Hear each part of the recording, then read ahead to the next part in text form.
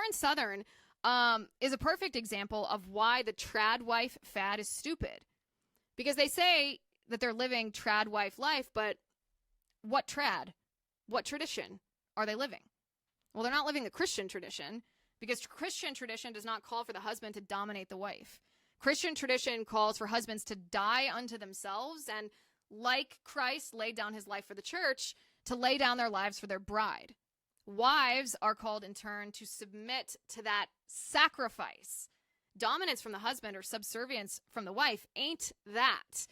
So what Lauren Southern seems to be a part of, or at least what she's portraying her marriage to be, isn't really any kind of traditional marriage. It's cosplaying traditional marriage without God.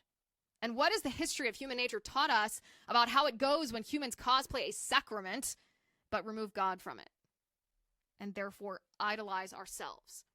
Listen, the New York Times has zero sympathy for her.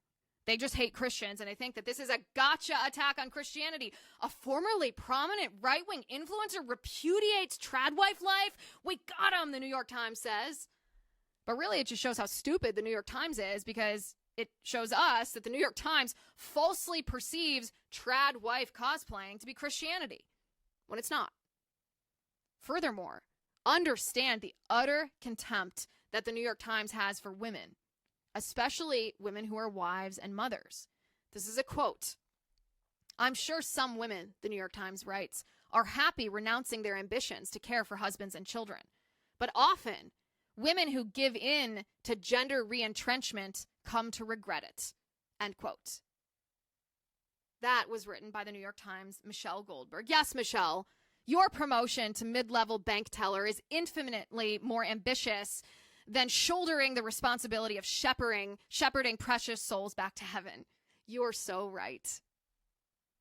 They don't care about Lauren Southern. The New York Times doesn't. They don't care about women, or they certainly don't care about what makes women happiest and most fulfilled. Studies show that the women who are happiest and most fulfilled are married women with children who regularly attend church. But the New York Times doesn't care about the truth. They certainly aren't pro-choice either. If your choices as a woman aren't the choices they want you to choose, then they'll denigrate you. They not only don't care, they actively vilify and seek to destroy real marriage and true femininity and who God made us as women to be.